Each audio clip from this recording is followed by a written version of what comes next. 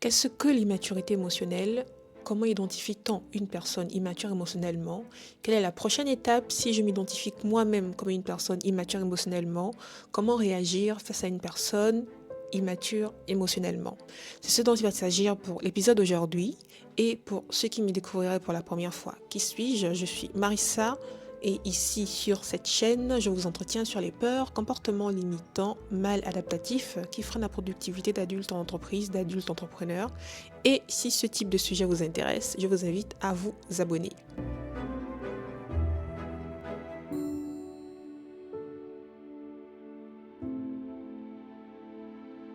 Les personnes immatures émotionnellement réagissent de manière excessive ou impulsive face à des situations stressantes ou des situations conflictuelles. Concrètement, comment est-ce qu'elles réagissent? Au lieu d'avoir une démarche constructive et conciliante, elles vont plutôt exploser de colère, avoir des crises de larmes ou avoir un comportement passif-agressif. Le manque d'empathie.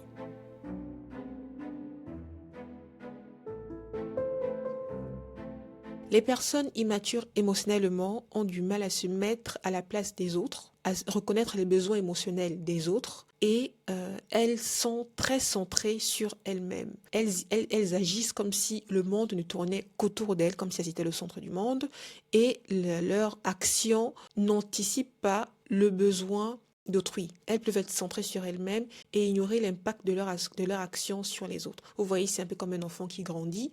Moi, j'identifie beaucoup les personnes immatures émotionnellement comme des enfants. Vous voyez que lorsque les enfants grandissent, eh bien, ils sont en train de découvrir leur propre corps, de comprendre comment leur réaction peut en fait interagir avec le monde, peut influencer le monde qui les entoure. Et souvent, les enfants, ils sont maladroits, ils ne comprennent pas tout, ils sont même submergés comme ça par les sensations qui les traversent. Donc, ne comprennent pas tout ce qui leur arrive. La recherche constante de gratification immédiate.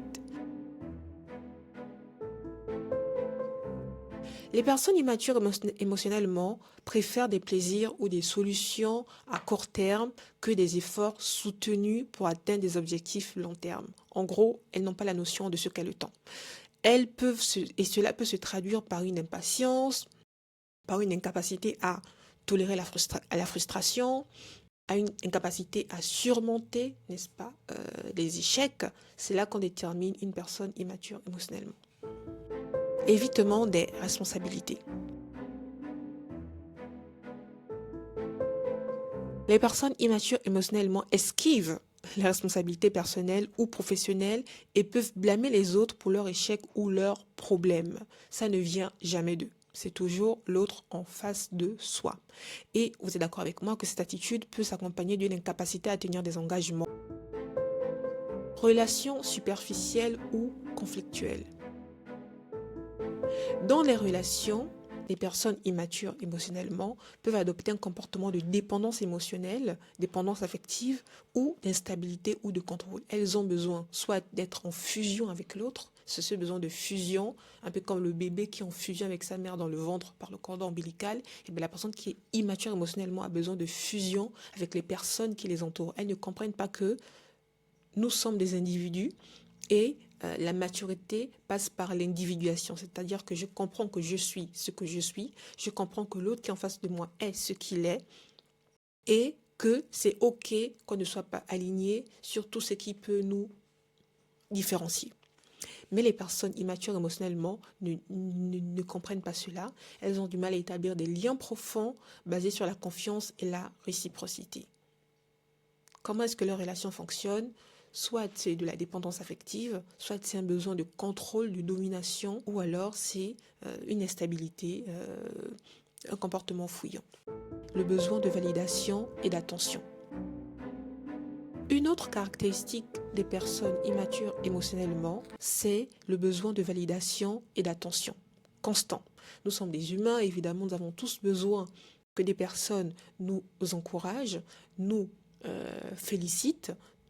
C'est normal d'avoir besoin de validation et d'attention. Cependant, les personnes immatures émotionnellement cherchent souvent à être le centre d'attention et peuvent réagir négativement lorsqu'elles sentent qu'elles sont ignorées, lorsqu'elles sentent qu'elles sont mises de côté ou lorsqu'elles soupçonnent, c'est vraiment de l'ordre du ressenti, lorsqu'elles semblent soupçonner qu'elles sont mises de côté, elles peuvent réagir négativement.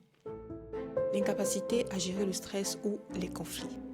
Les personnes immatures émotionnellement évitent les situations difficiles. Elles ne savent pas adresser les situations difficiles. Elles ont peur en fait de les affronter.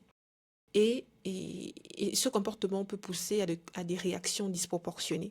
Par exemple, elles peuvent se retirer, se mettre en colère, avoir des crises de larmes, gueuler, crier. Tout cela démontre une immaturité émotionnelle. Les origines possibles de l'immaturité émotionnelle.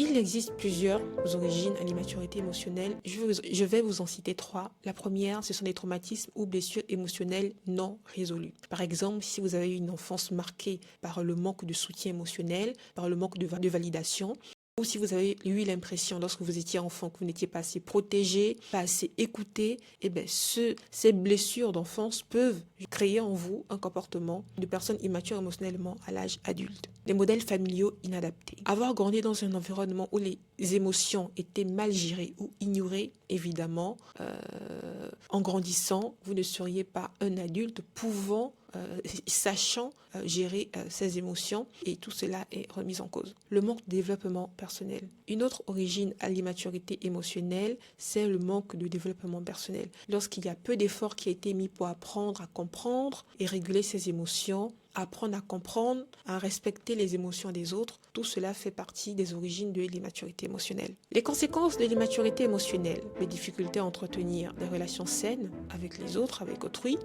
le fait de se sentir tout le temps isolé ou avoir toujours l'impression d'être rejeté. Dans la vie professionnelle, il peut avoir des problèmes de collaboration, l'incapacité à gérer le stress ou à recevoir des critiques constructives. Et sur soi-même, envers soi-même, une conséquence de l'immaturité émotionnelle, c'est le sentiment récurrent d'insatisfaction, de mal-être ou de stagnation. Passons aux solutions. Que faire lorsque on se sait immature émotionnellement? Vous vous êtes reconnu grâce aux points précédemment développés. Quelle est l'étape suivante? Eh bien, premièrement, il faut savoir qu'il faut apprendre à gérer ses émotions. Ressentir des émotions, c'est pas une forme de faiblesse, c'est normal de se laisser traverser par ces émotions, comprendre ce que ces émotions viennent nous apporter comme message, parce que les émotions nous apportent toujours un message sur nous-mêmes. Pratiquer des techniques comme la méditation, le silence ou la respiration profonde pour apprendre à régler ses émotions, apprendre à se laisser traverser par des émotions sans surréagir. Améliorer ses compétences relationnelles.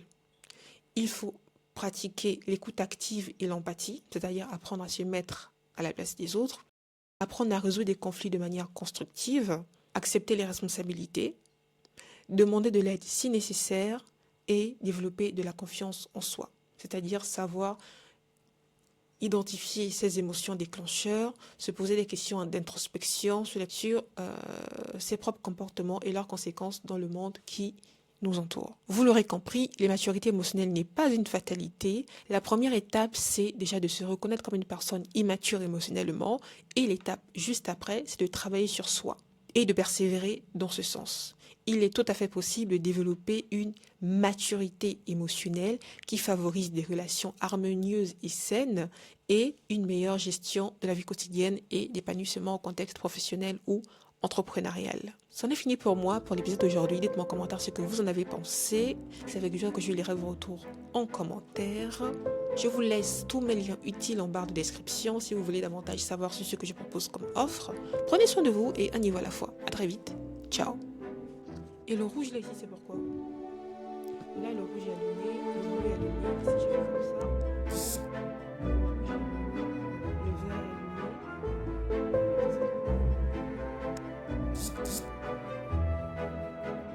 Ah, je savais pas.